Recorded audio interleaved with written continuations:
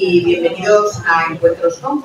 Ya sabéis que es el 10º año que pusimos en marcha estos encuentros y sigue habiendo un montón de gente interesada por temas de salud. Hoy lo primero que quiero es presentaros la agenda. Sé que algunos que como venís de continuo ya lo sabéis, pero para quien no lo supiera, mi sobrina y yo, que somos las dos psicólogas, nos hemos pasado el verano preparando la agenda con mucho cariño. Es una agenda atemporal, es decir, tú pones tus fechas, tus números, la puedes empezar ahora, si la haces a lápiz la borras y la puedes reciclar y vale para cualquier año. ¿Vale? Lo digo porque ahora vienen los regalitos de Navidad. Feliz la agenda nos va a hacer, pero le hacéis un regalo guapo, a lo mejor que lo recibe, podría ser. Tiene de novedoso que está hecho por psicólogas, también que tiene información cada mes sobre un tema concreto. Y luego, como en la agenda no puede entrar todo, pues lo que hacemos es un código QR que nos lleva a más información sobre ese mismo tema. Y os digo los temas que hemos elegido. Hablamos de los objetivos, del amor, la ira, sobre la amistad, la autoestima, la asertividad, la felicidad, el autocuidado, la influencia del tiempo, o sea, la meteorología, en el humor, las máscaras, para no dejar de ser uno mismo, el agradecimiento y la Navidad. Entonces, todo esto lo tenemos a la venta afuera, serían 15 euros y todo va para la Asociación para la Promoción Integral de la Salud Sexual, que hace congresos, cursos, etcétera, en este sentido, para el tema de la sexualidad en general. Y no sé si se me olvida algo, Carlos. Pues yo creo que no. Muy bien, te voy a presentar a Ana Rosa. Muchas gracias. La reta y la que tienes.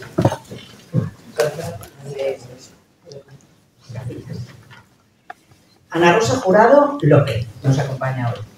Es doctora en Medicina por la Universidad Camilo José Cela, se licenció en Medicina y Cirugía en la Universidad de Granada y se especializó en la atención en salud de la mujer. Y en este área lleva más de 25 años ejerciendo su actividad. Es además máster en Sexología por la Universidad de Almería. Ha presidido congresos, foros científicos nacionales e internacionales sobre sexología y salud de la mujer y ha escrito medio centenar de artículos en revistas científicas de divulgación y en capítulos de libros. Es además asesora científica de distintos laboratorios farmacéuticos. Ha impartido más de 1000 conferencias y cursos en el ámbito de la salud sexual y de la mujer y ha colaborado con multitud de medios de comunicación. Es profesora universitaria en distintos másteres y posgrados y actualmente es directora académica del Máster en Sexología Médica de la Universidad Europea del Atlántico y es profesora de la asignatura de Sexología Médica en los grados de Medicina y Enfermería de la Universidad de Granada. Además es secretaria general de la Academia Española de Sexología y Medicina Sexual, es presidenta del Instituto Europeo de Sexología, excoordinadora del Grupo de Atención a la Mujer de Semergen, vocal en la Junta Directiva de la Asociación Española para el Estudio de la Menopausia y directora de la Unidad de Salud de la Mujer del Trial Medical Center en Marbella. Pues bienvenida y un lujo tenerte con nosotros.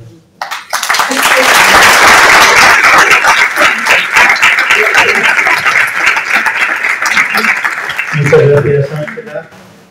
Lo primero, como siempre hacemos, es daros las gracias por acompañarnos, por llenar un miércoles más esta sala y por seguirnos impulsando para intentar ofreceros aspectos novedosos y aspectos interesantes dentro de la divulgación científica.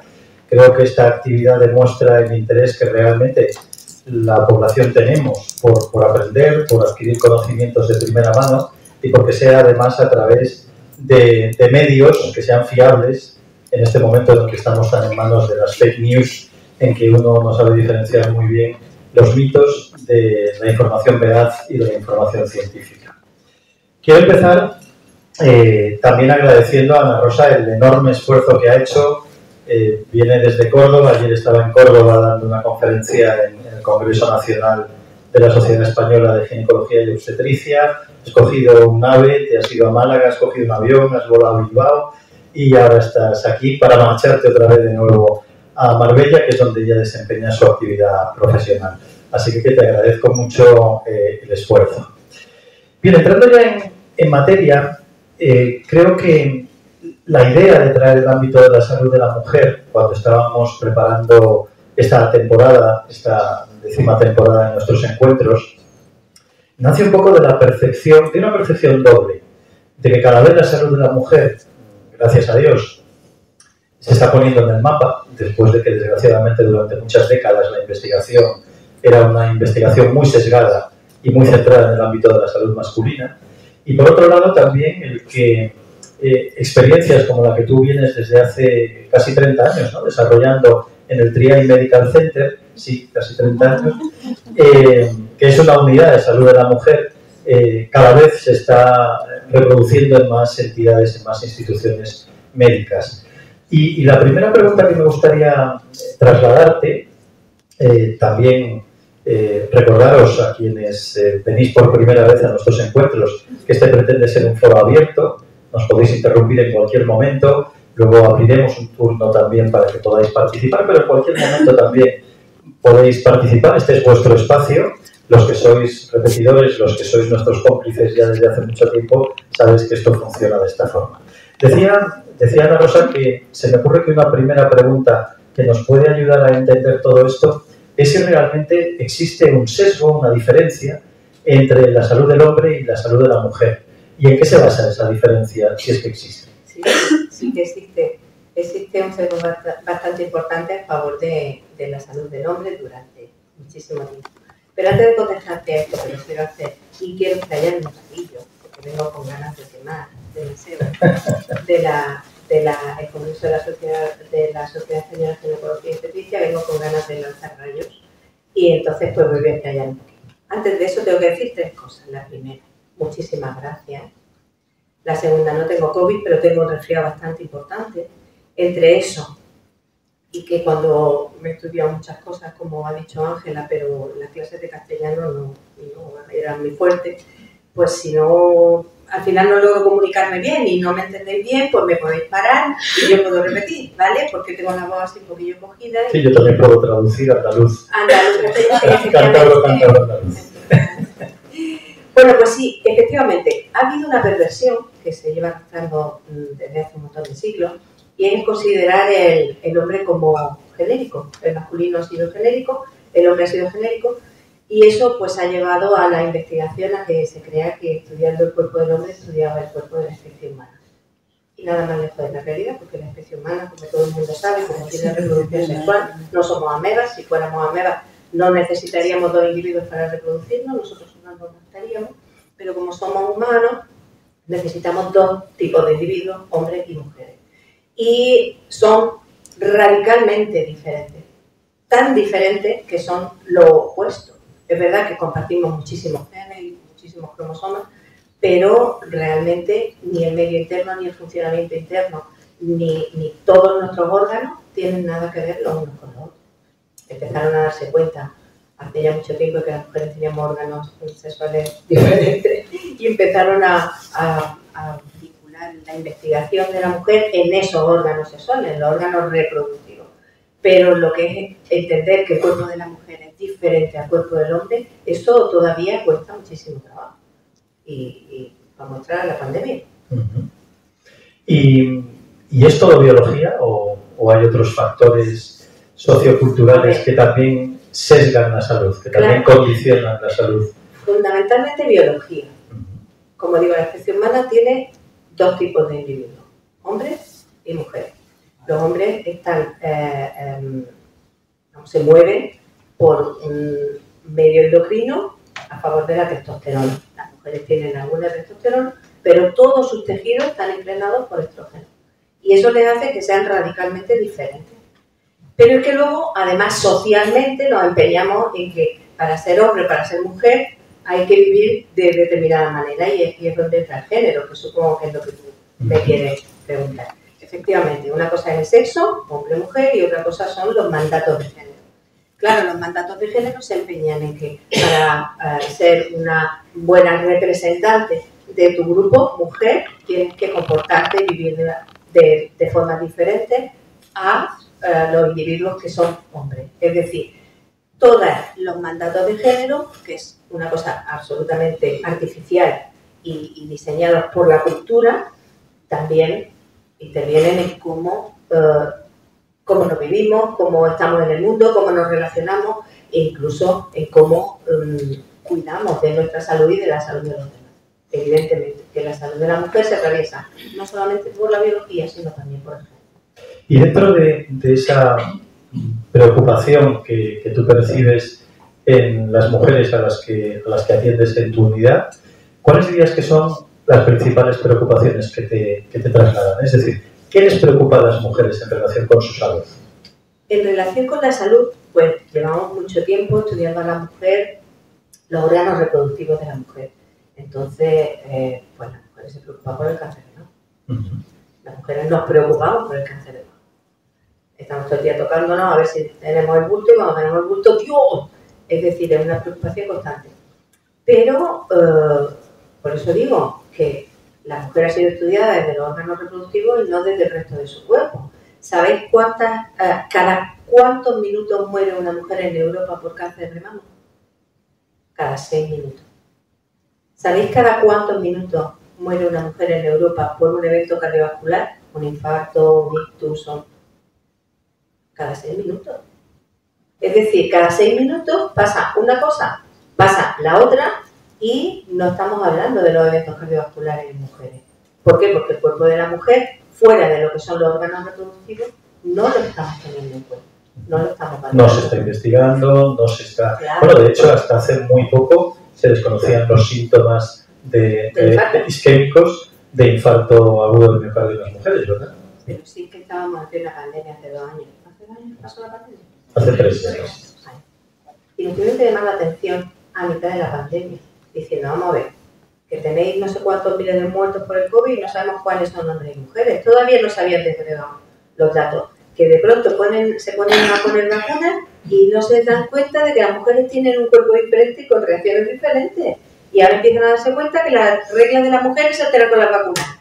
Pero vamos a ver, ¿cómo no habíais probado que somos 2 tipos de individuos en esta especie? ¿Por qué todavía en el siglo XXI no se están probando las medicinas en hombres, las medicinas en mujeres? Se está disgregando por sexos el estudio de las enfermedades. Todavía, a esta altura del siglo XXI, sigue pasando exactamente lo mismo. Luego, dentro de esas preocupaciones, las preocupaciones oncológicas, por un lado, ocupan mucho lugar, es decir, hay mucha demanda en vuestras consultas en relación a problemas, a miedos, supongo que en relación al cáncer. Esto es una cosa positiva, evidentemente. El preocuparse por los órganos reproductivos de las mujeres pues ha llevado a que efectivamente existan unas campañas de concienciación muy importantes y de que sea efectivo en países desarrollados como el nuestro, pues los programas de prevención del cáncer de cuello de útero, del cáncer de mama. La mama además es un órgano muy fácilmente explorable desde fuera, no hace falta hacer muchas pruebas para poder hacer una detección, con lo cual todo ese tipo de concienciaciones son importantes. Y las mujeres se someten a este tipo de protocolos, son protocolos además públicos, están prácticamente en los países desarrollados en todos los sitios. Y evidentemente existe una preocupación por eso, pero es que es ahí hacia donde se nos lleva, no se nos lleva hacia otro tipo de preocupaciones. ¿Tú encuentras mujeres preocupadas por su riesgo cardiovascular? No, la verdad es que es curioso que efectivamente no está mucho puesto en el mapa, ¿no? De factores de prevención, etcétera. Y precisamente en relación a esas preocupaciones, ese concepto, tú diriges una unidad de salud de la mujer, ese concepto de salud de la mujer, de cuidado en la mujer, es un concepto, digamos, institucionalizado, oficial, es un concepto más subjetivo. ¿Cómo nace un poco esa idea? Ya podría, mira. Ya en el antiguo Egipto, hace 1800 años antes de Cristo, 1800 años antes de Cristo, se dan cuenta de que efectivamente las mujeres en un momento dado pues tienen prolapsos y se les salen algunos órganos por la vagina, entonces empiezan a meter espéculos y cosas, ya lo he dicho. Entonces hay cosas de medicina de la mujer escritas, pero basándose en los órganos reproductivos. ¿Vale? Esto pasa en el 1800 a.C., en los papiros de Eber, los papiros de Laos. Como digo, eso pasa en el año 1800 a.C. Se dan cuenta que las mujeres tienen órganos reproductivos basa toda la investigación de la mujer en los órganos reproductivos, pero la ginecología no se constituye como ciencia moderna hasta el año 1800, después de Cristo. O sea, han pasado unos pocos de siglos. Y a pesar de eso, la ginecología es una ciencia absolutamente biologicista y que absolutamente se ocupa de los órganos reproductivos de la mujer. El útero, la vagina, la mama, los ovarios, y para esto de contar. Cuando se intenta ocuparse de temas como más amplios, como la menopausia, la anticoncepción, eso es cirugía, o sea, es ginecología menor. Es ginecología, de hecho, como está en el Congreso, te puedo contar que eran actividades simultáneas, en el mismo día. La hemorragia, el mismo día, la menopausia y la anticoncepción, que son materias que implican el tener en cuenta a la mujer desde un punto de vista más generalizado, no solamente su órgano reproductivo. Pues eso es como si fuera ginecología menor. Vale. Llega en el 1995 y se produce la conferencia de Beijing. Y allí empiezan las mujeres, que había muchísimas mujeres allí, reivindicando que efectivamente la salud de la mujer tendría que ser específicamente estudiada, porque el cuerpo femenino es diferente, pero que además había que añadirle la perspectiva de género. Y ahí quedó el género bastante definido, como todas aquellas mandatos sociales que nos hacían y que influían en nuestra forma de estar en el mundo. Ahí es donde empieza, podríamos situar ahí el inicio de lo que es la medicina de la mujer. No vamos a estudiar solamente la parte ginecológica, vamos a estudiar a la mujer por separado, de forma distinta a como estudiamos al hombre. Y realmente todavía eso no pasa. Bueno, es que llama la atención porque claro, incluso si ponemos el foco en la parte reproductiva, es curioso cómo en muchos ámbitos se obvia, por ejemplo, la parte de la sexualidad de la mujer, ¿no? Cuando estás trabajando también en un plano reproductivo. Y eso provoca que muchos profesionales sanitarios no pregunten a las mujeres en relación a su sexualidad, ¿no? Sí, ¿Qué está pasando ahí? ¿Por qué ocurre eso? ¿Son prejuicios? ¿Cuál es la causa? Es que aquí estamos atravesando dos tipos de prejuicios. El que hay sobre la sexualidad y el que hay sobre el cuerpo de la mujer y sobre la medicina de la mujer y la salud de la mujer, como ente biológico y cultural. Tenemos esos dos problemas juntos.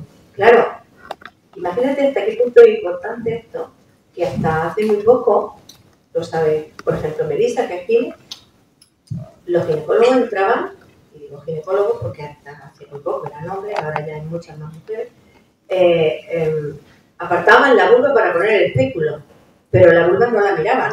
Ahora es cuando están empezando un poco a fijarse en el tema de la vulva, pero la vulva, que tiene una connotación como más erótica, más sexual, se aparta, pongo el espéculo y entro a ver el cuello del útero, a ver el útero, y ya meto cosas, pues la ecografía, todo ese tipo de cosas, la hago por dentro y ahí es donde estaban a gusto.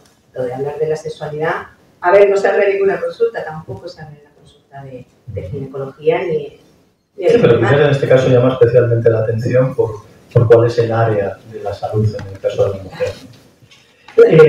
Hablando de áreas de la salud de la mujer, yo creo que también diferencias en cuanto a la etapa vital en que cada mujer se encuentra, ¿no? Os trasladarán preocupaciones distintas en función del momento vital en el que cada mujer esté. Y hay una etapa que es bastante transversal a partir de que la mujer empieza a ser activa reproductivamente, que es la problemática de la anticoncepción, ¿no? Yo quería dedicar un apartado de esta conversación a la anticoncepción. Sobre todo porque tengo la impresión, también os escucho mucho a vosotras y a vosotros, la cantidad de mitos que se están generando en torno a la anticoncepción, las redes sociales, estos influencers que condicionan mucho la opinión pública y generan también, al parecer, bastante confusión, ¿no? ¿En qué punto estamos en el tema anticonceptivo en España? ¿En qué punto están las mujeres? Yo llevaba mucho tiempo anunciando que teníamos un problema. Aquí esto no tenemos un problema. Pero ya definitivamente lo tenemos. Hablando ayer con gente de la Sociedad Española de Contracepción, decían, tenemos un problema. Esta sociedad hace todos los años una encuesta para ver el uso de métodos anticonceptivos y siempre sale muchísima gente que no utiliza métodos, pero bueno, más o menos estable. Pero es que que a partir de ahora van a empezar a bajar el uso del método anticonceptivo. Yo no sé en qué punto hemos perdido este poder las mujeres. Yo lo que quiero que a lo mejor alguien me puede iluminar y puede decir, pues esto se debe a tal, se debe a cual, yo creo que hay muchos factores. Pero cuando en el siglo pasado, alrededor de 1964-65, sale la píldora anticonceptiva, es verdad que había una revolución sexual y que se intentaba que la mujer pudiera ser más sexualmente activa, un poco engañada, pero sí es cierto que las mujeres sabían que si querían de alguna manera tener las mismas oportunidades que tenía el hombre, tenían sin más remedio que poder controlar su reproducción, decidir cuándo quieren ser madres, cuándo no quieren ser madres y si no quieren ser madres también. Entonces la píldora fue un espaldarazo a eso, o sea, bien, ya tenemos la posibilidad. ¿Vale? Pues en vez de ir incrementando el uso de la píldora, cada vez vamos a menos. Cada vez hay más gente en la consulta, más chicas jóvenes en la consulta, que no quieren utilizar especialmente chicas jóvenes. Especialmente chicas jóvenes. Pero es que últimamente la corriente ya no va solamente contra la píldora, que es una homofobia bastante importante, va contra cualquier método anticonceptivo. Ahora resulta que no quiero meter cosas en mi cuerpo, ahora resulta que soy vegana, ahora resulta que me está intoxicando porque mi ciclo menstrual no lo conocemos.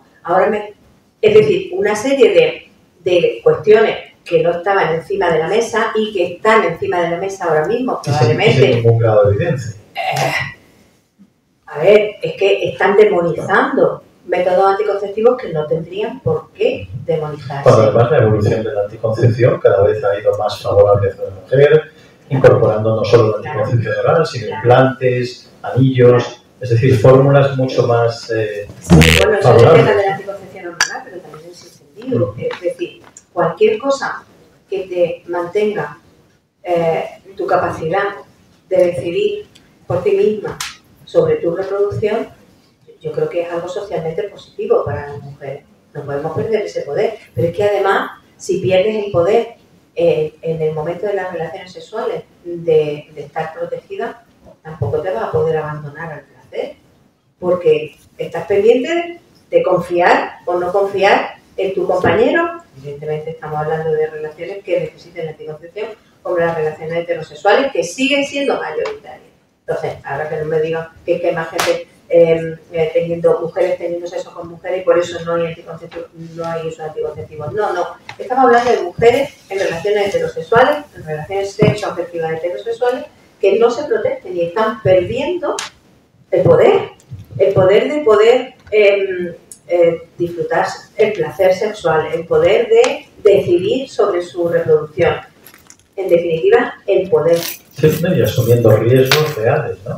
El incremento tan importante que están teniendo las infecciones de transmisión sexual en la última década, especialmente en los últimos 5 años, no deja de sorprendernos, ¿no? Por la reaparición de enfermedades como la sífilis, la gonorrea, por citar algunas, que hace algunas décadas eran extraordinarias en nuestro medio, ¿no? No eran habituales. Es cierto que se están haciendo mejores las técnicas diagnósticas y se utiliza PCR, como los PCR que utilizamos para el COVID.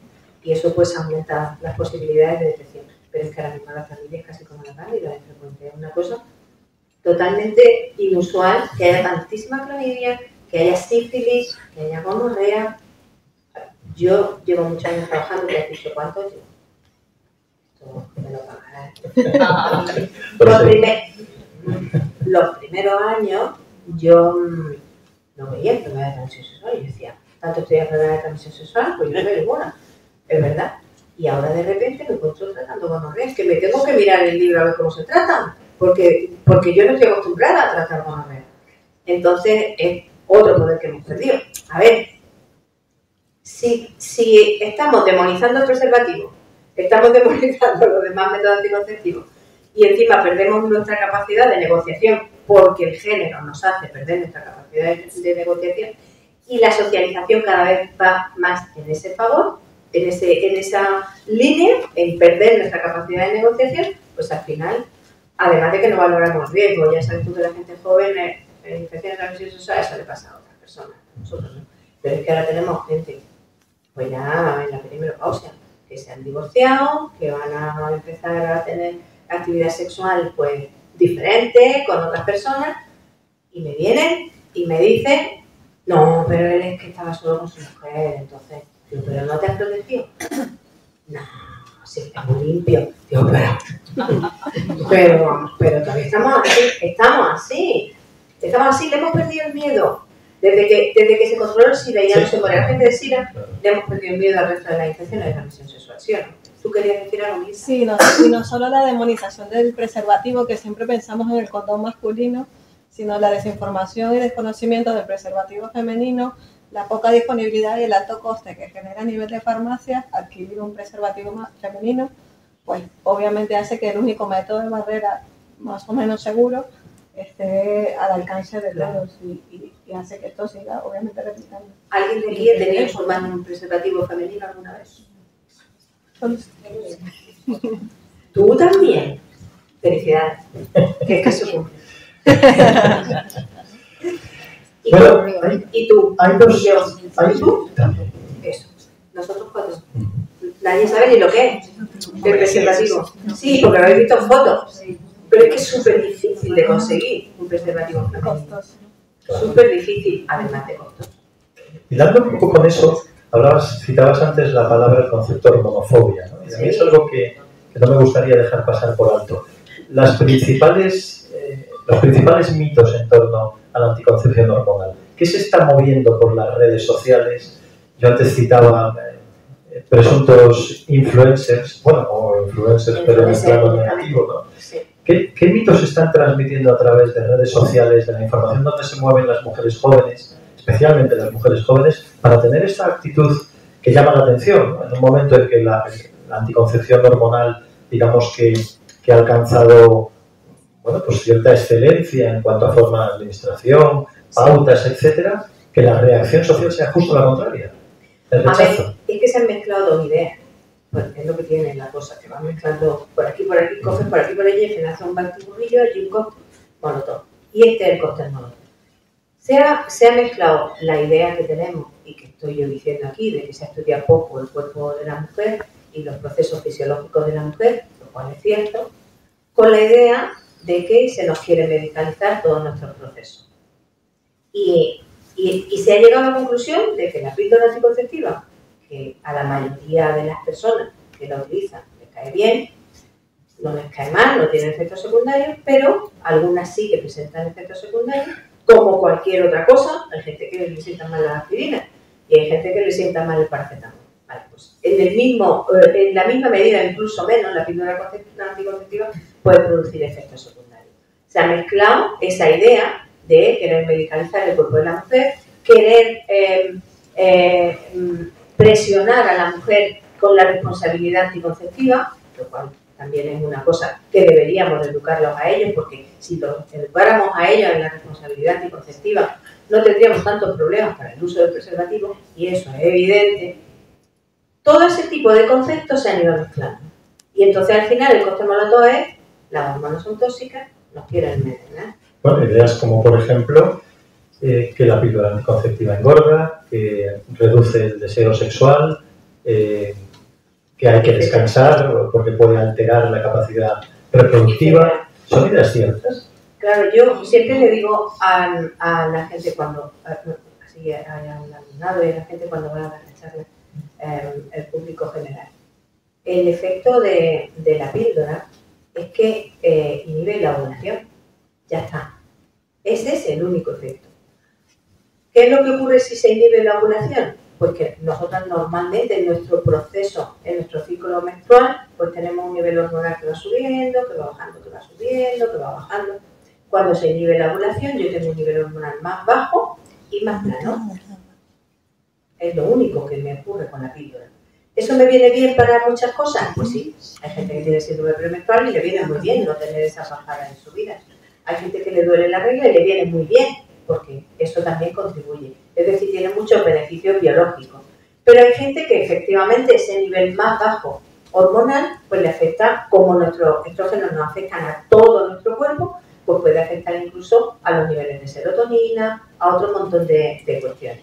Y hay gente que le produce melancolía, hay gente que le puede producir cualquier otro tipo de problema, ¿vale?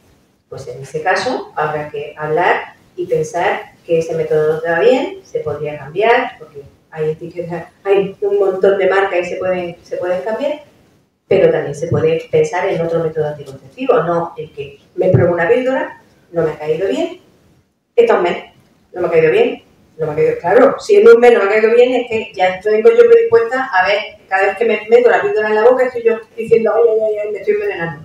Claro, de esa manera te va a caer peor. Y efectivamente, al mes decido que no quiero utilizar más anticoncepción. Ya está.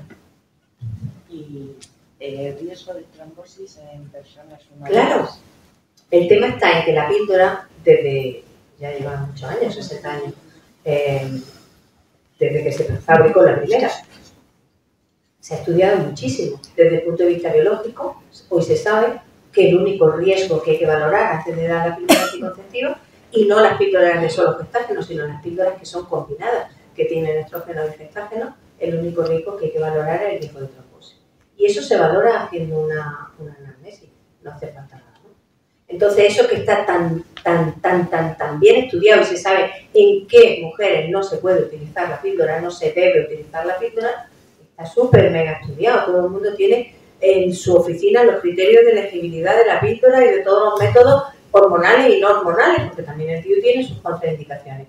Eso es un trabajo que hace la Organización Mundial de la Salud y que lo tiene actualizadísimo constantemente, criterios de elegibilidad de los métodos anticonceptivos.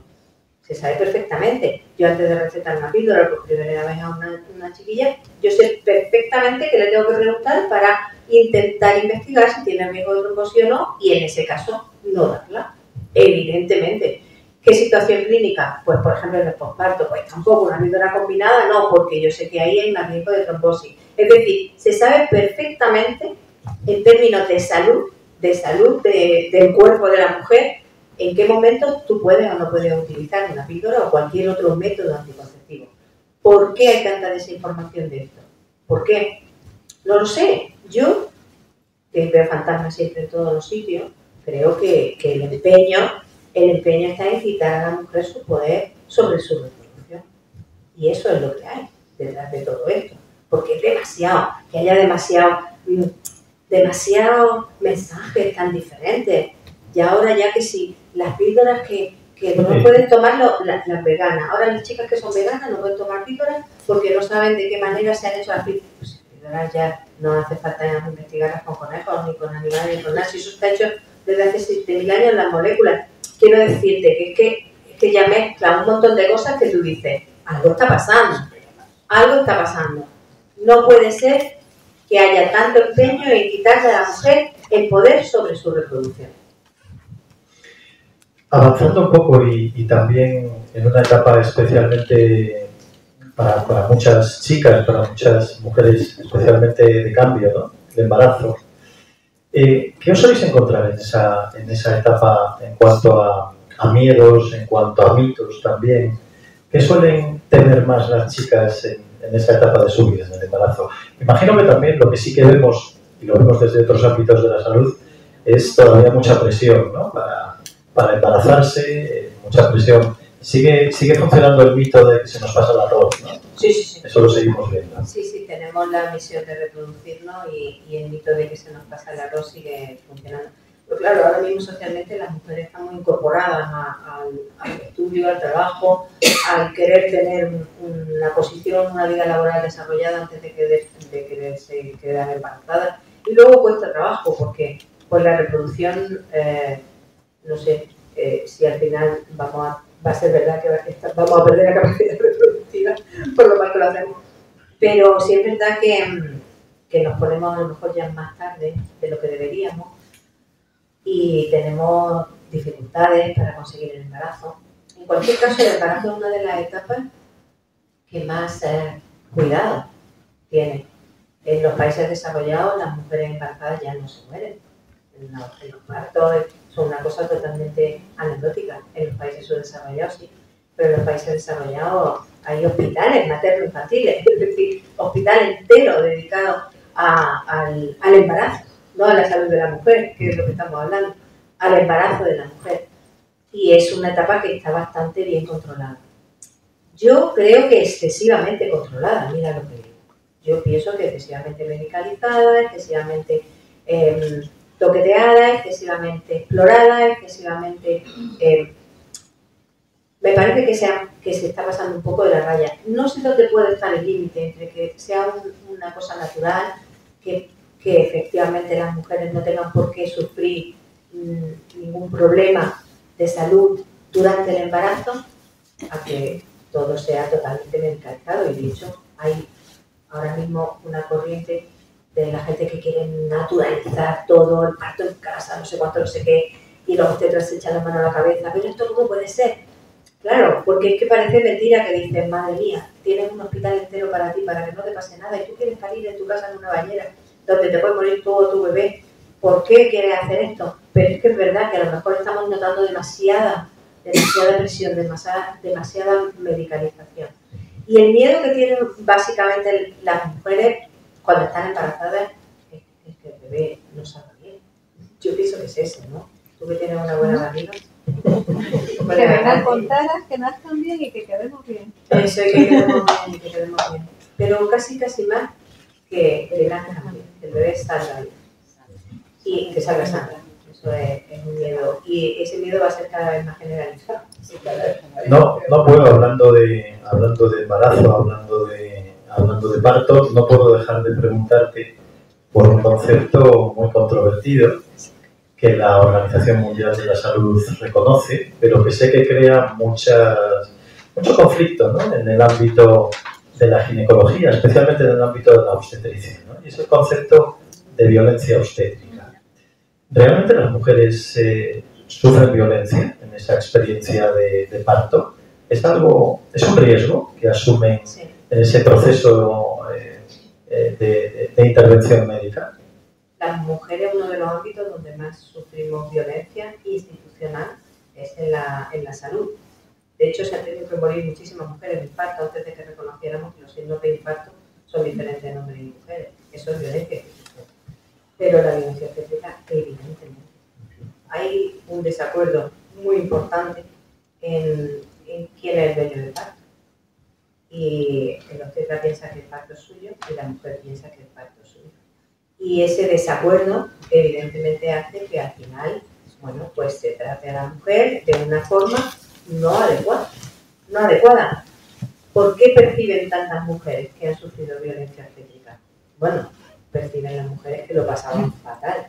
Lo de la violencia obstétrica se le ha puesto nombre ahora. Se le ha puesto nombre ahora. Y entonces ahora mismo tú reconoces y dices, pues yo de eso también lo sufrí. Porque evidentemente no ha sido agradable la experiencia de parto, la experiencia de estar en el hospital, el cómo te han tratado, el cómo se dirigen a ti. Es que desde que te quedas embarazada, el paternalismo con el que se te trata, la forma tan grotesca de invadir tu cuerpo, al final la gente percibe que no está teniendo una experiencia buena. Y eso al final se le ha puesto el nombre de violencia obstétrica, que cuesta muchísimo trabajo reconocer. Nuestros compañeros en la medicina, muchísimo trabajo, porque piensan que la palabra violencia implica como alguna especie de dolor, es decir, quiero hacer algo y parece que lo han hecho sin querer, ya. Es que sin querer, el machismo está haciendo todo lo que está haciendo. En todo caso es un procedimiento que es mejorable, ¿no?, desde ese punto de vista. Evidentemente, pero lo primero que hay que hacer para mejorarlo es reconocerlo. No puedes estar negando una violencia obstétrica y porque entonces no puedes hacer protocolo. No puedes ni siquiera preguntarle a las mujeres sobre la violencia obstétrica qué condiciones, qué momentos, qué situaciones, qué cosas son las que generan el que la mujer se sienta mal. Si tú no aceptas ese término, no puedes preguntar sobre ello, no puedes ni siquiera elaborar un protocolo. Claro. Alejándonos un poco del ámbito sexual y reproductivo, quiero recoger el guante sobre algo que decías antes, ¿no? Y es el que a veces el foco está desviado también sobre otro tipo de problemáticas, de problemas de salud que tienen una morbimortalidad importante, ¿no? Y citabas los problemas cardiovasculares, la salud cardiovascular de las mujeres, ¿no? ¿Hay también en relación a esto diferencias en cuanto al sexo? ¿Hay un mayor o menor nivel de exposición de la mujer a ese tipo de problemas cardiovasculares? Cuéntanos un poco en relación con ese área de la salud. Los problemas cardiovasculares están muy vinculados con los hábitos de vida, con el estilo de vida. Y hoy en día tenemos un estilo de vida muy parecido a hombres y mujeres. Pero hay un momento clave, que es cuando se llega a la menopausia, que ahí aumenta el riesgo cardiovascular de las mujeres. La menopausia, cuando empiezan a disminuir nuestros niveles de estrógeno, eso no nos favorece en absoluto. Tenemos más posibilidades de tener problemas con el perfil de los lípidos, del colesterol, tenemos más posibilidades de que nos suba la tensión. Todos estos factores, que son muy biológicos, dependen de ese momento. A lo mejor los hombres empiezan a tener la tensión alta cuando tienen 40 y las mujeres hasta que no tienen 60 no la van a tener, pero también lo van a tener. Los cuerpos son diferentes y este tipo de cosas también. Pero no se le está dando la importancia que tiene. Otra cosa que pasa en la menopausia, alrededor de la menopausia, es el tema de la osteoporosis. Todo el mundo pierde hueso. Pero es que cuando se llega a la menopausia, con la edad, todo el mundo va perdiendo hueso. Pero es que en la menopausia las mujeres hacen boom y pegan una caída por el déficit de estrógeno. Entonces eso también es algo que si no lo prevenimos, si no trabajamos sobre ello, si no estamos pendientes de ello, pues se nos van a pasar. Y no hay nada que rompa más la calidad de vida, que altere más la calidad de vida, de años de vida, que una rotura de cadera. No hay nada. Es lo peor que te puede pasar en tu madurez, que se te rompa una cadera. Si te mueres de un infarto, ya te has muerto, a la porra. Pero que se te rompa una cadera, eso altera muchísimo tu calidad de vida y los años de vida que te quedan, por supuesto. Entonces eso es algo que hay que prevenirlo, porque tampoco da síntomas. Hay que pensar en ello, hay que pensar que las mujeres tienen que cuidar ese aspecto también. Otra cosa que tampoco estamos valorando es el riesgo de sarcopenia. Claro, los hombres están favoreciendo la cultura de que su cuerpo puede estar moderado, sus músculos, sus tal y cual. Esta chica no. Cuando hablamos de sarcopenia, por aclarar el concepto, hablamos de atrofia muscular. Eso iba a decir. Los músculos de los hombres están menos atrofiados que los músculos de las mujeres. ¿Por qué? Porque las mujeres podemos hacer que si pilates, que si no sé cuánto, que no sé qué, pero no ejercitamos la musculatura. Y eso también conlleva más riesgo de tener caídas, de tener peor movilidad cuando llegamos a mayores. ¿Por qué? Eso es una cuestión de género. Las mujeres podríamos y deberíamos ejercitar nuestros músculos, pero no queda bonito. No queda bonito. Y volviendo a la salud cardiovascular, hablabas de factores de riesgo compartidos, ¿no? Vemos cómo efectivamente el tabaco se ha ido equilibrando, el consumo de tabaco entre hombres y mujeres, el sedentarismo quizás también es un aspecto que compartimos, el sobrepeso, el alcohol. Todos esos factores los podemos considerar igualmente en hombres y mujeres como factor de riesgo cardiovascular y por tanto serían los factores que las mujeres deberían de corregir en relación a su estilo de vida. Efectivamente, deberíamos de insistir mucho en ese tipo de cosas. Y se está viendo ya que muchas mujeres adquieran esos factores de riesgo, ¿está repercutiendo? Es decir, ¿está habiendo un deterioro en la salud cardiovascular de las mujeres en relación con estos hábitos de vida? Nosotros estamos insistiendo mucho en que hay que tener en cuenta esto. Y cuando digo nosotros, te hablo de la Asociación Española para el Estudio de la Menopausia. La menopausia, que es un proceso vital que abarca a todo el cuerpo y la mente y el espacio vital de la mujer, pues tiene esa peculiaridad y esas características que podemos trabajar en todo este tipo de cosas. Y uno de los temas, todos los años, el Año Internacional de la Menopausia, cada año hay un tema nuevo. Este año ha sido precisamente ese, la salud cardiovascular, para intentar incidir en que las mujeres tienen también que cuidar ese aspecto. Tienen que mejorar sus hábitos de vida, la calidad de sus comidas, todo, intentar no utilizar tóxicos, intentar no fumar, intentar todo ese tipo de cosas, el ejercicio, todo lo que te favorezca para tener un menor riesgo cardiovascular a partir de la menopausia, que es cuando realmente incrementa. Pero claro, nos faltan campañas de concienciación antes de la menopausia. Tenemos mucha gente joven con una vida muy tóxica. Antes teníamos la vida menos estresada, ahora la tenemos casi igual estresada. O más, porque además tenemos doble jornada. Tenemos la jornada laboral, más la jornada del hogar. Y entonces, pues, claro, todo eso hace que seamos más candidatas a tener todo, desde depresión hasta mayor riesgo cardiovascular. Se van igualando riesgos, ¿no? En ese sentido. Evidentemente. Otro de los ámbitos que marca la diferencia en lo biológico es un ámbito que imagino preocupe mucho a las mujeres, igual que nos preocupa a los hombres, ¿no? Que es el ámbito de la oncología, ¿no? Esa palabra tan terrible del cáncer que también nos expone a diferentes tipos de procesos oncológicos en función de nuestro sexo, ¿no? ¿Cuáles son los tipos de cánceres a los que la mujer, por el hecho de serlo, está más expuesta? El cáncer de mama es el cáncer más frecuente. El cáncer de cuello de útero, los hombres no tienen cuello de útero. Es cierto que se debe al papiloma y al virus del papiloma humano, y los hombres también pueden tener cáncer orofaringeo, cáncer de pene, por la misma cuestión, por el virus del papiloma humano. Pero el cáncer de cuello de útero es algo además que está protocolizado, el diagnóstico precoz. Entonces. Pero bueno, en el primer caso... Y además, perdóname, enlazamos directamente con la falta de protección en las relaciones sexuales, ¿no? El HPV... Esa es una consecuencia de esa falta de protección. Se contagia en las relaciones sexuales. La gente que no es sexualmente activa no tiene virus del papiloma humano. Eso es una cosa de las relaciones sexuales. Es verdad que existen muchos tipos y que no todos son malignos y que no todos causan cáncer, pero si hay un cáncer que se sepa cuál es su causa, es el cáncer de cuello de útero, que se debe al virus del papiloma humano. Es el único cáncer que se sabe cuál es su causa directamente.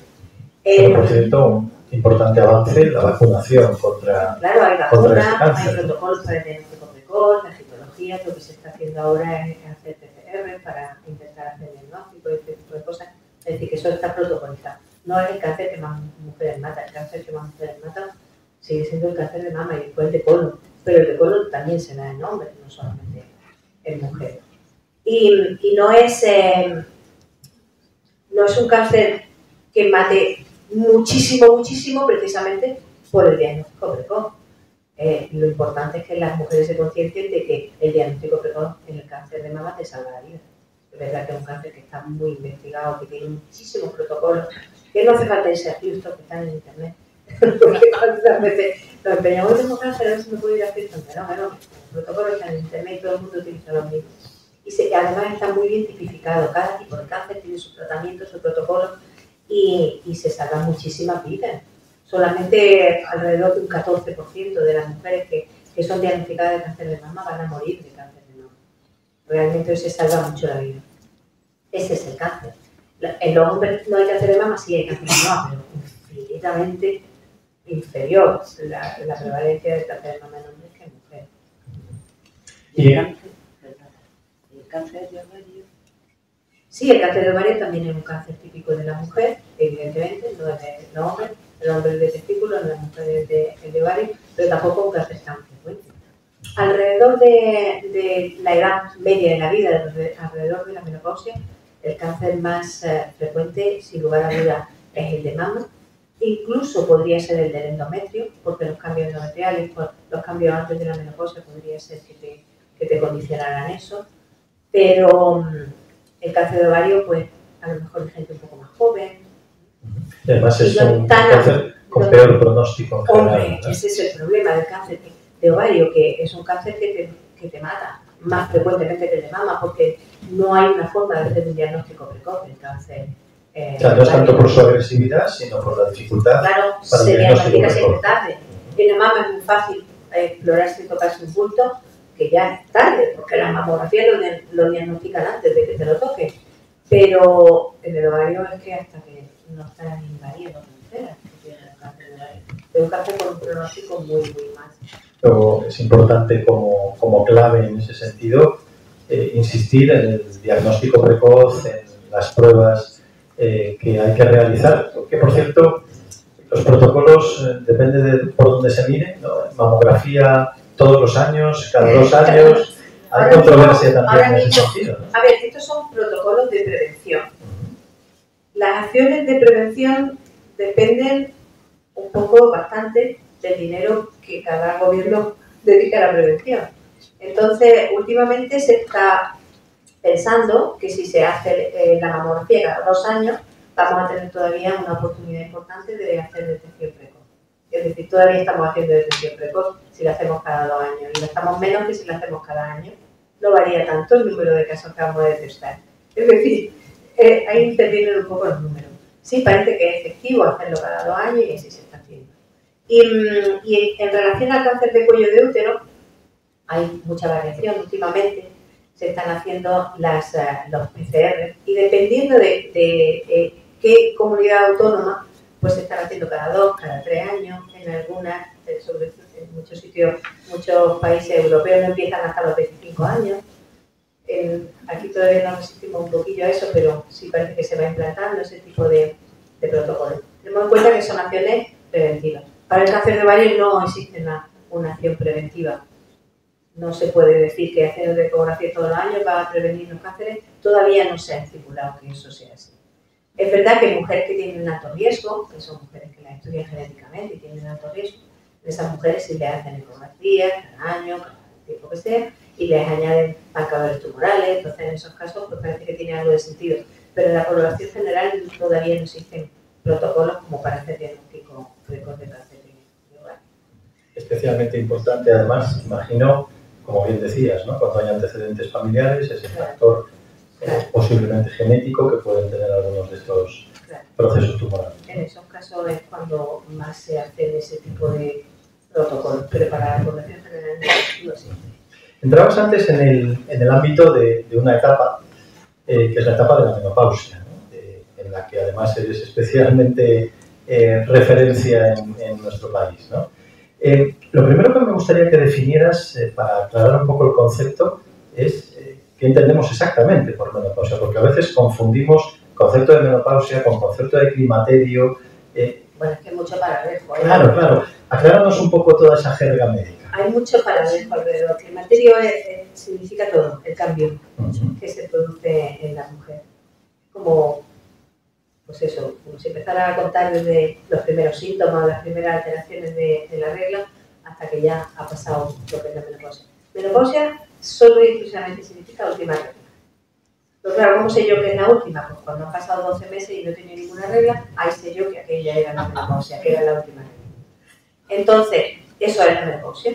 ¿Por qué se produce esa última regla? ¿Por qué ya no hay más reglas después de la menopausia? Pues el ovario deja de producir ovulaciones, eso hace que disminuyan las posibilidades de producir altos niveles de estrógeno. Es verdad que queda todavía una producción residual diferente en cada mujer. Hay mujeres que tienen una producción mayor, con las que se van apañando mejor, y otras que tienen una producción menor. Hay mujeres que cambios mínimos en los estrógenos les afectan mucho y enseguida notan sintomatología, y otras que apenas notan ningún tipo de sintomatología. Pero bueno, menopausia, a lo que vamos, significa última regla. Y por ahí tenemos que pasar todas, porque el no pasar significa que pasamos todas. La alternativa no es muy alentadora, ¿no? Entonces, también es una cosa muy importante en la vida de las mujeres. Hay mujeres que van a tener hijos, mujeres que no. Es decir, embarazos no todas les pasan, pero la menopausia les va a pasar a todas. A las que les pasa antes del tiempo, peor que a las que les pasa después. La menopausia precoz, ¿no?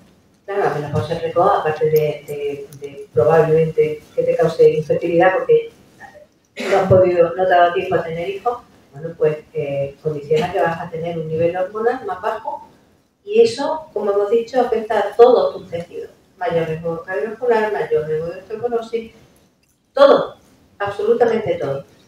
¿Qué es lo que pasa? Si te pasa antes de tiempo, malo. Si te pasa la edad de la menopausia, bueno, pues antes, hace un tiempo, unos años, pues cuando las mujeres llegaban a la menopausia ya es que les faltaba poco para morirse, pero ahora es que vivimos la mitad de la vida en la menopausia.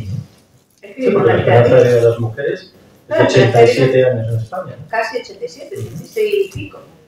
Es a lo que vamos. Si tenemos la menopausia a los 52, más o menos, que ahí lo estamos teniendo, estamos media vida en la menopausia. Entonces es una etapa que, bueno, tenemos una asociación española para el estudio de la menopausia, una europea, una internacional, que estamos haciendo los esfuerzos que podemos, pero ¿no te crees tú que en la medicina pública hay unidades de menopausia? ¿No te creas tú que en la carrera de medicina se estudia la menopausia? que llegan los residentes de gine de medicina de familia y no saben lo que es la menopausia. Les tenemos que enseñar en la asociación para el estudio de la menopausia. Y tú dices, pero bueno, ¿cómo es posible esto? Que no estudien la sexualidad, casi que lo entiendo. Pero la menopausia, que es un proceso por el cual vamos a pasar todas las mujeres si no nos morimos y que nos va a mantener media vida, pues no está en los planes de estudio, ni en los planes de estudio de la carrera de medicina, ni en los planes de estudio de la carrera de enfermería, ni en los planes de estudio de los MIR, los que están haciendo ginecología y obstetricia. No. Y esto me imagino que influye y repercuta en una atención de menor calidad para las mujeres en esa etapa, en la perimenopausia, ¿no? Evidentemente, es que mucha gente no quiere ni meterse y se comete otra vez violencia institucional. Cuando una mujer con sofoco, venga ya, se está estupenda. Pero ¿cómo me puedes decir que estoy estupenda? Que te estoy diciendo que tengo sofoco, que estoy en la menopausia, que tengo 47 años, que no quiero estar así, ni quiero sufrir todo lo que puede derivar de esto. Que no todo el mundo lo sufre, pero mucha gente sí. Y ahora de repente tú me dices que estoy estupenda, que me vaya. ¿Por qué? ¿Porque no te lo sabes? ¿No te lo has estudiado? ¿O porque te da miedo ponerme hormonas? Otra vez. Retomamos el concepto de hormonofobia en esta etapa de la vida, ¿no? Curiosamente, en la etapa reproductiva, hormonofobia ante la anticoncepción hormonal. En la etapa de la menopausia, hormonofobia en cuanto a la terapia hormonal sustitutiva, ¿no? Claro. Bueno, pero hemos pasado las de Caín con esto. Un estudio. Bueno, sigue habiendo colegas tuyos que son de una actitud muy negativa en torno a la terapia hormonal. No se lo han estudiado. Ya hemos definido el criterio de elegibilidad también para la terapia hormonal de la menopausia y quien no se lo ha estudiado pues no lo quiere utilizar. Y esto te va a producir cáncer y esto no sé cuánto y esto no sé qué. Y al final, pues como no se lo han estudiado, pues no lo quieren usar. Es verdad, no. Es verdad, no te ríes, no se lo han estudiado. Es que me Rómpenos algún mito sobre la terapia hormonal sustitutiva de la menopausia. Bueno, pues desafortunadamente hubo un estudio que paralizaron alrededor del año 2000, donde dieron masivamente terapia hormonal a las mujeres y a mitad del estudio lo pararon porque decían que había aumentado en una corte de la población, había aumentado el cáncer de mama. Se vio, ya se sabe qué tipo de hormonas, qué tipo de mujeres eran, etcétera, etcétera, etcétera. Hoy día eso está ya totalmente estudiado, totalmente averiguado. Pues pasa un poco como lo que pasó con el Viagra, que como se murió uno con el Viagra, empezaron a estudiar el riesgo cardiovascular y vieron que todo lo contrario. ¿Vale? Pues con esto igual. Antes, hasta hace muy poco, pensábamos que la terapia hormonal producía cáncer de mama y hoy en día sabemos que si utiliza estrógeno solo, no solamente no tienen más riesgo de cáncer de mama, sino que tienen menos. Es decir, que fíjate las vueltas que da la vida. Pero claro, esto todavía no interesa, una etapa tan importante y por la cual vamos a pasar todas las mujeres, todavía no están los planes de estudio. Y si la gente no se lo sabe, pues al final, ¿qué es lo que tenemos? Está estupenda, no te vas a ningún lado. Al final lo que está diciendo, no me compliques la vida con las hormonas, que me da mucho miedo. Al final viene por parte del profesional. ¿Y qué sugerencias podemos hacer a una mujer en la menopausia, en la perimenopausia, para mejorar su calidad de vida? ¿Qué puede tener en cuenta que esté en su mano que haga que esta etapa no resulte tan incómoda y se adapte mejor a ella? Bueno, primero que vaya a un médico que se lo haya estudiado. No que vaya uno que no se lo haya estudiado porque entonces no hacemos nada. Porque ese médico que está bien formado en la terapia hormonal está bien formado en menopausia y sabe todas las cosas que tiene que hacer. Desde el tipo de nutrición que le viene bien, desde el tipo de ejercicio, incluso el muscular que le viene bien, desde todo lo que tiene que hacer para la prevención de la osteoporosis, cómo tiene que tener sus niveles de vitamina D, qué ingesta de calcio tiene que tomar, etcétera, etcétera, etcétera. Y todas las cuestiones pues, también del aparato reproductor. Cuando le tiene que tomar la tensión, cómo tiene que prevenir todos los tipos de riesgos. Entonces, una persona que se haya estudiado, pues te va a dirigir mejor en esa etapa de la vida. Es decir, una atención adecuada, claro, es en sí mismo un factor preventivo de todas las complicaciones que pueden derivar. Claro. Estamos pidiendo que haya unidades de menopausia en las una vez. Que haya unidades de menopausia, ¿por qué? Porque eso va a hacer que haya profesionales que se la estudien y que esas mujeres entren ahí sabiendo perfectamente a qué te pagan y qué cosas van a formar parte de su cuidado a partir de ese momento. Bueno, abrimos, si os parece, un espacio para que cualquiera de vosotros pueda plantearnos cualquier duda, cualquier pregunta. ¿Hay alguna preguntita por aquí? Sí, aquí tenemos una.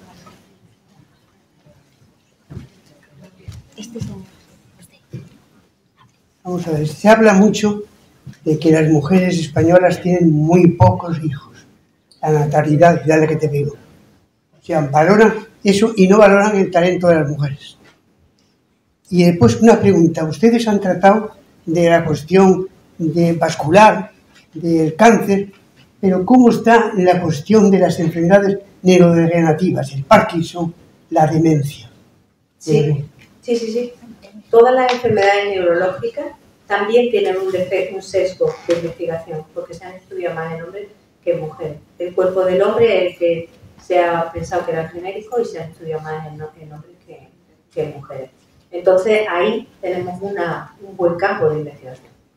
Es decir, es deficitaria todavía. Por supuesto. La investigación desde la perspectiva de la mujer. Por supuesto que es deficitaria. Se está estudiando la conexión entre el déficit estrogénico y cuestiones como la niebla mental, que nos pasan alrededor de la menopausia. ¿Qué es eso, la niebla mental? Es un... Porque quizás alguna sabe de lo que estás hablando, ¿no? Sí, esa cosa que te pasa de vez en cuando, que has ido a un sitio y no sabías a qué, y que querías respirar donde te sale la gana, y que de repente te pones a hablar con una amiga de aquella película. ¿Te acuerdas de aquella película así? O te salía el actor. Sí, ¿a qué te dieron el premio? ¿Qué premio le dieron? Mira, esta conversación no llega a ningún lado. Pues eso es la verdad. Y eso nos pasa a las mujeres cuando estamos ahí en la etapa de la transición de los negocios. Y están intentando investigar qué tipo de conexión podría tener eso también con la posibilidad de demencia o algo de esto. No parece que lo vaya a ver, pero bueno, la investigación está en curso. Pero ya digo, muy poco a poco, poquito a poco. ¿Más preguntas?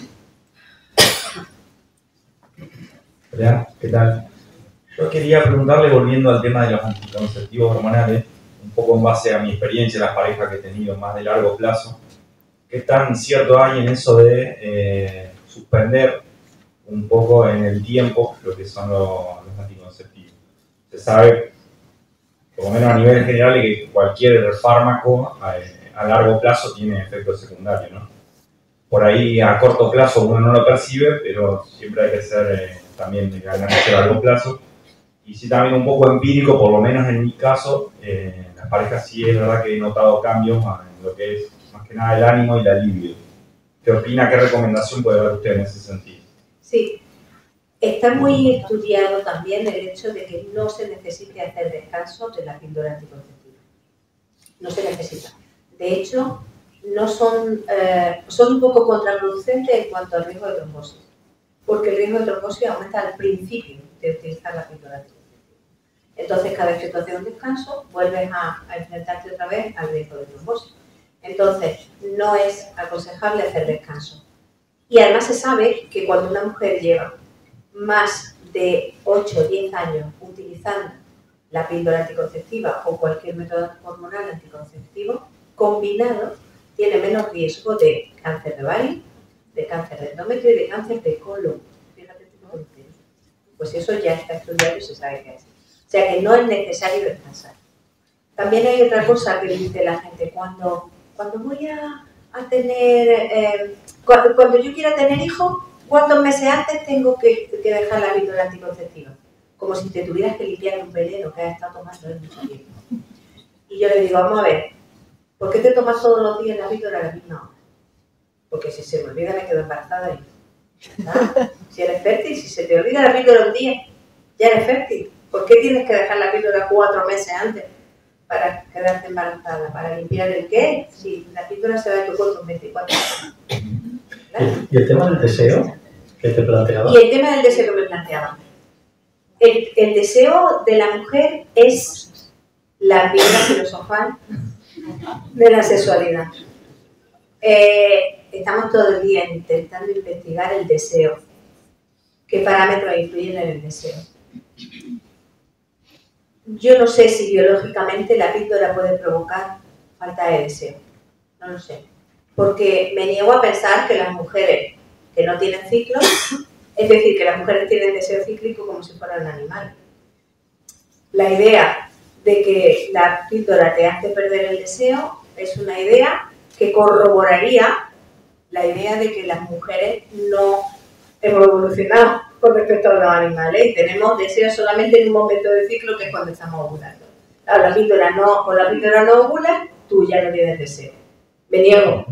Bueno, de hecho, no hay ninguna correlación biológica ni ninguna investigación que me haga pensar que eso es así. De hecho, si eso fuera así, ciertos tratamientos que fueron un fiasco, como la terapia hormonal sustitutiva de testosterona, la hormona del deseo, hubieran sido absolutamente exitosos para tratar el bajo deseo de la mujer, ¿no? Evidentemente.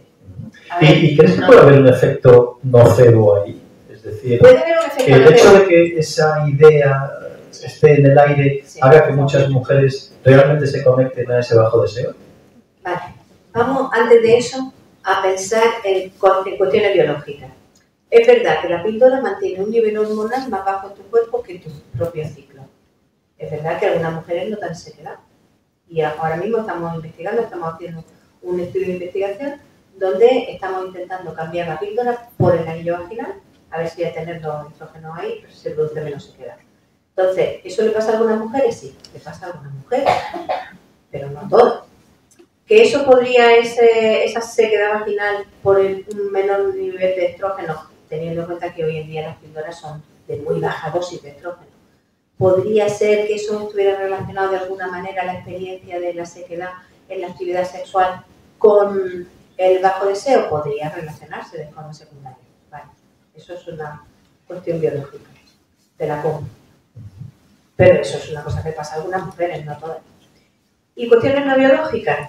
Pues yo creo que ahí es donde hay que enfocar las cosas. Primero, la idea de tóxico que hay extendida, la idea de yo soy la que me encargo de la anticoncepción en esta pareja, yo soy la que me responsabilizo de esto también, yo soy... Todo ese tipo de cosas al final también te condicionan en cómo tú te tomas las cosas y cómo no te las tomas. Yo creo que ahí la perspectiva de género tendría que analizarse esa cuestión desde la perspectiva de género, más que desde lo que pueda ser plausible biológicamente. ¿Alguna pregunta más? Creo Sí. yo. Vale. Muy buenas tardes. Una amiga mía que tiene 48 años y vive en Bielorrusia, ahora mismo me dice que quiere quedarse embarazada con su marido y tener un hijo más. Claro, a nosotros ahí de donde nacimos nos enseñaron que con 18 si no te casas ya eres rara, con 22 si no tienes hijos no te va a querer nadie, con 28 ya eres una virgen vieja. Ahora aquí en Europa he aprendido porque conozco a las chicas que dicen, tengo 35 años, soy una niña, ¿dónde voy a ir yo de la casa de mis padres? Y amigas de esta amiga mía ya se sienten abuelucas con 48 años ahí, por la esperanza de vida, por lo que les han enseñado, ya con 48 andan con un polímero así. Pero ellos se sienten muy fuertes y dicen que está estupendamente. No obstante, y la voy a apoyar simplemente por ser amigo. Pero es una duda, con 48 años, ¿qué probabilidad tiene que todo salga muy bien? A ver, tienen menos posibilidades de quedarse embarazadas, menos probabilidades posibles, mientras conserve sus reglas es posible que tenga ovulaciones, pero las ovulaciones son de peor calidad, los óvulos son de peor calidad, es decir, las posibilidades al final de quedarse embarazada, las probabilidades son menos. Y luego las posibilidades de que el embarazo vaya hacia adelante y genéticamente sea bueno y saludable y que esas cosas también disminuyen bastante. Aquí las mujeres que están quedándose embarazadas por encima de los 40 años, pues son considerados embarazos de alto riesgo y se les monitoriza mucho más. El hacerlo así por tu cuenta, si no estás en un buen sistema de salud que te proteja y que te cuide, pues a lo mejor es un atrevimiento.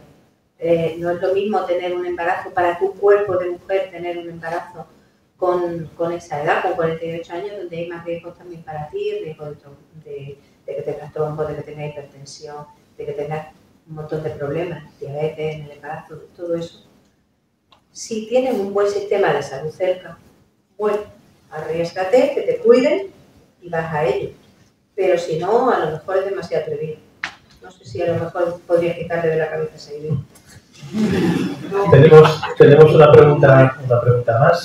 Sí, yo quería preguntar, ¿hasta qué edad tenemos que conviene ir al ginecólogo a hacerte la citología y lo de las normas y esas cosas? En esto volvemos al tema de los programas de prevención, que tienen unos parámetros para ser rentables. Entonces, por ejemplo, a partir de los 70 años creo que ya no hacen más mamografías en la pública. Son los 70, ¿no? Los que ya no se hacen más. Eso no significa que tú ya no tengas riesgo de cáncer de mama. Significa que tienes menos riesgo, que si te diagnostican cáncer, pues ya tienes menos posibilidades de morirte, porque es un cáncer que avanza más lentamente. Pero sobre todo lo que significa es que ya no es rentable hacer el programa para las arcas del Estado. No es rentable porque no vas a diagnosticar, no vas a salvar muchas vidas haciendo el programa a partir de los 70. Evidentemente. A ver, tú, mientras tú quieras, puedes hacer este tipo de cosas. A lo mejor no necesitas ir cada 2 años, como hasta los 70 que te van haciendo la mamografía, pero cada 3 o 4 años, porque no vas a ir. Tú vas a ir que te hagan tus pruebas y tus cosas. Claro que sí. Eso es al margen de que haya un programa de prevención que sea rentable o no sea rentable. Eso, tú ya no formas parte de ese programa, ya te han sacado el programa, pero tú puedes seguir haciendo tus cosas. Claro, lo mismo que vas al dentista o al oculista, tal, claro, pues digo yo, si hay riesgo de cáncer, aunque claro, sea menor riesgo, pues... Es menor riesgo, por eso tampoco es un cáncer súper agresivo. Además, con que hagan una detección cada 4 años, con que te hagan una exploración cada 3, es capaz de que puedas hacer una detección eficaz, digo, en términos de salvarte la vida. Sí, tenemos otra pregunta. Bueno, pues muchas gracias, Ana Rosa, un placer.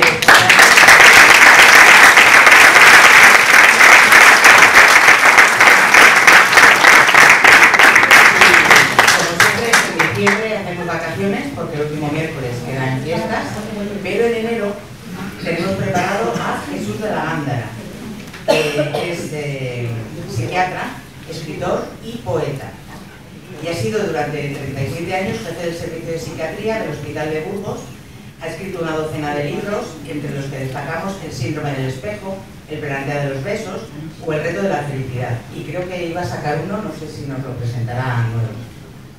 Es además colaborador y divulgador en distintos medios nacionales de comunicación y es considerado uno de los psiquiatras más influyentes de nuestro país en las últimas décadas. Entonces sería el 31 de enero, como siempre, a las 8:30. Muchísimas gracias a todos.